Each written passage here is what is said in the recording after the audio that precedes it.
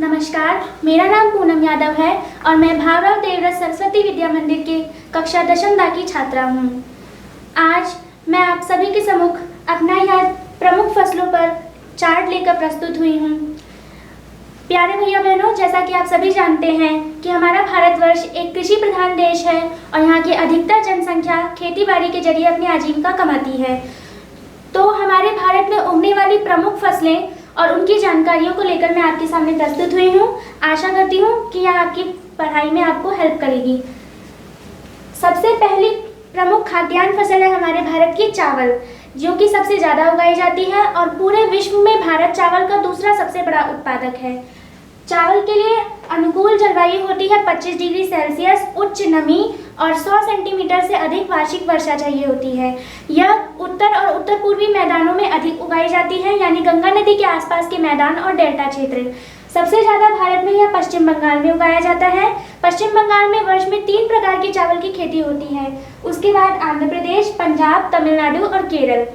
दूसरी हमारी प्रमुख फसल है गेहूँ, जो कि रबी की फसल है और इसके लिए अनुकूल जलवायु होती है 70 से 50 सेंटीमीटर वार्षिक वर्षा और खिली हुई धूप और जलोढ़ मिट्टी। यह हमारे भारत में सबसे ज़्यादा पंजाब, हरियाणा, उत्तर प्रदेश, बिहार, राजस्थान और गंगा के आसपास के क्षेत्रों में उगाई जाती है। सबसे ज़्यादा यह पंजाब में होती है, जैसा कि आप मानचित्र में देख सकते हैं यहाँ पर। तीसरी सबसे प्रमुख फसल है मक्का, जो कि खरीफ की फसल है और तापमान इसके लिए चाहिए होता है 27 से 21 डिग्री सेल्सियस और पुरानी जलोढ़ मृदा बिहार, उत्तर प्रदेश, मध्य प्रदेश, कर्नाटक और आंध्र प्रदेश में पाई जाती है और सबसे ज़्यादा मक्का की खेती होती है बिहार और उत्तर प्रदेश में, जैसा कि आप मानचित्र में यहाँ देख सकते हैं। अगली हमारी फसल है गन्ना। यह पूरे वर्ष की फसल होती है। इसको उगने के लिए पूरा 1 साल लगता है, लेकिन इसे बारिश के मौसम में बोया जाता है, इसलिए इसे भी खरीफ के सीजन की फसल मानी जाती है। इसके लिए तापमान चाहिए होता है 27 से 21 डिग्री सेल्सियस, मक्का की तरह ही, और बारिश चाहिए होती है 100 से 75 सेंटीमीटर। और विश्व में भारत गन्ना का दूसरा सबसे बड़ा उत्पादक है। प्रथम नंबर पे ब्राज़ील है। आशा करते हैं कि हम अपनी पढ़ाई के जरिए भारत को प्रथम स्थान पर ले जाएंगे। उत्तर प्रदेश और महाराष्ट्र में सबसे उच्च क्वालिटी की सबसे ज़्यादा गन्ना उगाई जाती है। इसके बाद कर्नाटक, बिहार, तमिलनाडु और आंध्र प्रदेश। आइए मानचित्र में देखते हैं। उत्तर प्रदेश में सबसे ज़्यादा गन्ना देख सकते हैं आप। चौथी फसल है चाय। यह प्रमुख पेय फसल है और भारत में चाय सबसे ज़्यादा प्रयोग की जाती है पेय पदार्थ के तौर पर।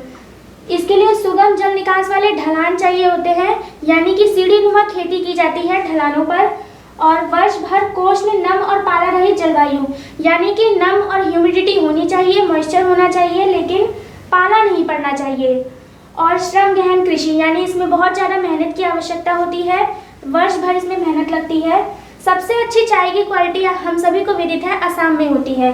उसके बाद है पश्चिम बंगाल, तमिलनाडु, केरल, हिमाचल प्रदेश, मेघालय, त्रिपुरा, आंध्र प्रदेश।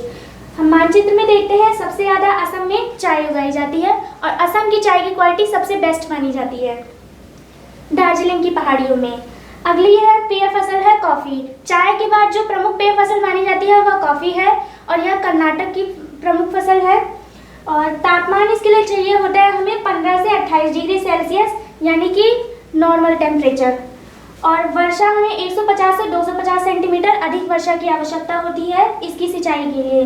ठंडी जलवायु और अधिक बारिश सिंचाई के लिए। सुगम जल निकास वाले ढलान, यानी इसके लिए भी ढलान की पहाड़ी ढलानों पर इसकी खेती होती है, सीढ़ीनुमा खेती। कर्नाटक में सबसे ज़्यादा कॉफ़ी उगाई जाती है और कर्नाटक और केरल की कॉफ़ी की क्वालिटी बेस्ट होती है। मानचित्र में देखते हैं, यहाँ पर कर्नाटक है और यहाँ पर कॉफ़ी सबसे अधिक उगाई जाती है। अगला है रबड़। रबड़ एक रोपण कृषि के अंदर आता है। यह एक वाणिज्यिक कृषि है जिसके जरिए भारत में पैसे कमाए जाते हैं सबसे ज़्यादा, और उष्ण और उपोष्ण क्षेत्रों में पाई जाती है ये। तापमान चाहिए होता है 25 डिग्री सेल्सियस, यानी नॉर्मल रूम टेम्परेचर, और बारिश 200 सेंटीमीटर से अधिक। इसके लिए अधिक पानी की जरूरत होती है सिंचाई करने के लिए। यह केरल, तमिलनाडु, कर्नाटक, मेघालय, अंडमान और निकोबार में उगाई जाती है। केरल में रबड़ की सबसे अच्छी क्वालिटी होती है और सबसे ज़्यादा केरल में रबड़ उगाया जाता है। आप यहाँ मानचित्र में देख सकते हैं। अगला है कपास। कपास भी रोपण कृषि के अंतर्गत आता है। इसके जरिए भी हम धन कमाते हैं और यह खरीफ की फसल होती है, यानी कि बारिश के सीजन पर बोई जाती है ये। इसके लिए काली मिट्टी की जरूरत होती है। औसत तापमान 25 डिग्री सेल्सियस, बारिश 100 सेंटीमीटर से अधिक और 210 पाला रहित दिन, पाला नहीं पड़ना चाहिए। खिली धूप होनी चाहिए इसकी फूलों को खिलने के लिए। काली मिट्टी की आवश्यकता होती है। जैसा कि आप जानते हैं, काली मिट्टी पठार क्षेत्र के आसपास पाई जाती है और भारत में दक्कन पठार के क्षेत्र के आसपास सबसे अधिक काली मिट्टी है। दक्कन पठार गुजरात से लेकर महाराष्ट्र के एरिया तक फैला हुआ है, इसीलिए दक्कन पठार के क्षेत्र में, काली मिट्टी के क्षेत्र में कपास सबसे ज़्यादा उगाई जाती है, जो कि है गुजरात, महाराष्ट्र और कुछ मध्य प्रदेश, पंजाब और हरियाणा में कुछ सबसे ज़्यादा महाराष्ट्र और गुजरात में। हम यहाँ देख सकते हैं, गुजरात में कपास की फसल को हमने मानचित्र पर दिखाया है।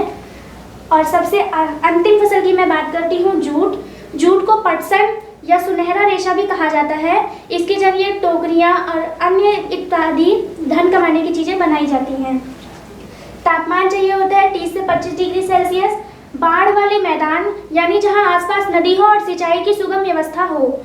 और जल निकास वाली उपजाऊ मिट्टी, यानी कहने का मतलब है नई जलोढ़ मिट्टी, और इसे सुनहरा रेशा भी कहा जा सकता है, जैसे मैंने बताया। ये सबसे ज़्यादा पश्चिम बंगाल में होती है। पश्चिम बंगाल के पास गंगा नदी जाती है और आसपास बाढ़ का मैदान है, इसीलिए वहाँ सबसे ज़्यादा उगती है। उसके बाद बिहार, असम, उड़ीसा, मेघालय में थोड़ी थोड़ी। मानचित्र पर देखते हैं, यह रहा हमारा पश्चिम बंगाल। यहाँ पर जूट सबसे ज़्यादा होता है, थोड़ा बहुत बिहार में। आशा करती हूँ भैया बहनों, यह आपकी शिक्षा में आपको मदद करेगा। धन्यवाद।